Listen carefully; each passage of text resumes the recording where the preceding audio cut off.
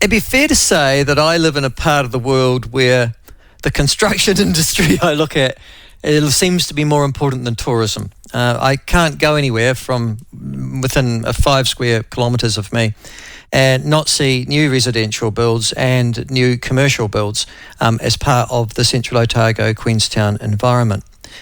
But is that all illusory?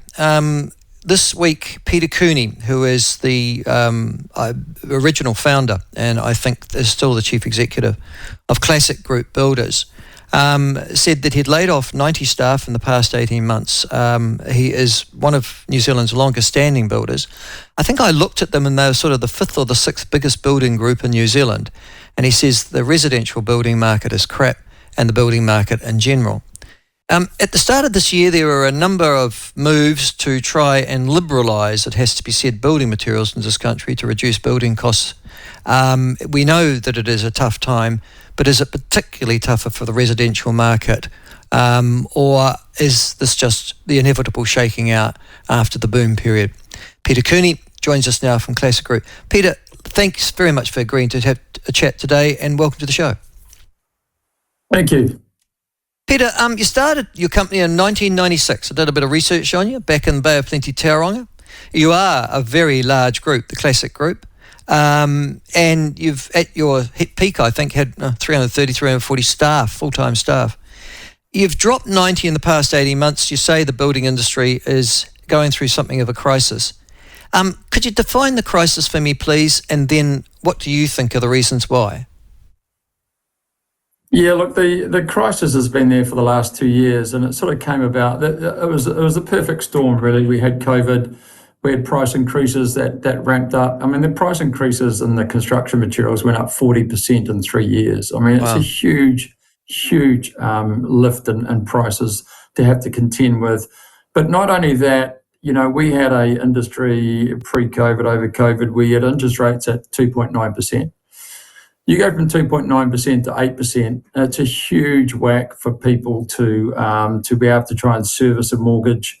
So the biggest thing that happened is that, you know, banks started stress testing at 9%. People just couldn't get their finance. You know, the reason, in my view, the Reserve Bank, we let the interest rates down too low for too long.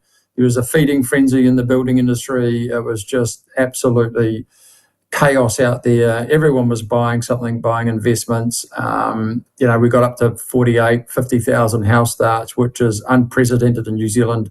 You know, that's almost a 50-60% increase. We just didn't have the workload to handle that sort of increase. Yet the Labor government saying they wanted to build 10,000 new houses, when at that time we were only building 30,000 houses. I mean, that's a massive increase in our industry to take on and try and do that sort of volume. And that led to a constant increase in pricing. And then in the end, when COVID came about, we just had this mass inflation where, in my personal view, there is a lot of overinflated pricing for no very good reason. We are controlled by monopolies in New Zealand. We're a very small country. We do 30-odd thousand house starts between Invercargill and Whangarei Kaitaia. I mean, that's a big spread for 30,000 house starts. You know, we've been to the States where one building company builds 27,000. So for people to come and compete in New Zealand from a product point of view, they have to set up distribution centres from, you know, Kaitaia to Invercargill to take maybe a 10% slice of the market, you know, 3,000 houses. It's very hard to justify. We just haven't got the scale to be competitive. And the housing industry has been severely hammered by interest rates and construction costs. The other thing that you mentioned there was you're controlled by monopolies. Is that in terms of the products that you are supplied? Is that everything? Pretty much. So who's responsible for that? Because that would seem to be a market failure if you're controlled by monopolies. And we've got the Commerce Commission. No, but again, it comes down to competition. You know, 30,000 house starts is not a lot for a competitor to come into the market. That's what I'm saying. It's very hard to come in and take a very, very small slice of 30,000 house starts and set up distribution centres right throughout the country. So it's very hard. I mean, Chris Pence, the national government, has come in and said, look, we can use like for like. I think that's a great policy that's come in. We've been, hammering on that for a long, long time. And I think that'll have some positive changes for the industry, which means we can bring in more competitive products. The other thing that the government is signalling that they're going to change is the consenting process of local government as well, which builders tell me is something that frustrates the hell out of them and adds months to a build. Is that your experience as well? Oh, I can absolutely vouch for that. The consenting process is just a shambles. It really is. I mean, at one stage during in Auckland, it was taking something like an average of 80 to 90 days to get a consent in Auckland. I mean, that's just unacceptable. How do you base your workload and your program around waiting 80 or 90 days for a consent? That's improved now, but it's still far, far in excess of what it should be. I mean, they say 20 days, 21 days. I can't recall getting a consent outside of the Bay of Plenty region in 20 days. And which is what it's meant to be statutorily. Listen, the other thing, though, it strikes me, I read a list, I think it was in the New Zealand Herald, a very good list in actual fact of the top building firms. I think you're in the top 5 or 6 in New Zealand, the GJ Gardners and the Mike Greers and all those there, and there you were. I was really interested in where you build. So where does Classic Group go? Are you mostly Bay of Plenty, Auckland area? Is that your area? We're right across the board from Whangarei to Queenstown. So we're in Whangarei, Auckland, Hamilton, Rotorua, Taupo, Tauranga, Wellington, Christchurch, Queenstown. Because when you talk about monopolies and you see there are 20 building firms with sizable numbers, the question you'd ask yourself is, are there too many? Is it time for the building industry itself to get into amalgamations to get those economies of scale that you've just been talking about? Yeah, look, it's a very, very good point, and I've always maintained that we need bigger single players to be able to dictate to the suppliers our pricing. And I think if that was to happen, for example, don't forget we compete against each other, but at the end of the day, I think if we could work together closely and more closely, I think we'd have more of a chance of being able to negotiate a lot better than what we do. Well, that's what I was thinking. I mean, just from the outside and knowing nothing about your industry, looking at your setup, it looks like it favours the monopolies and it's easy to play you off against each other.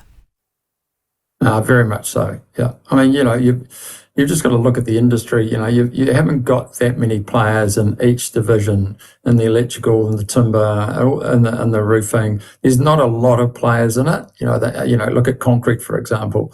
There's very few players in the game. And our construction costs are totally out of kilter with the rest of the world when it comes to material products. You talk about how many we're set up to build in this country. You talk about 30,000. You're saying, well, the Labor government decided they wanted to build an extra 10, but where the hell is that going to come from?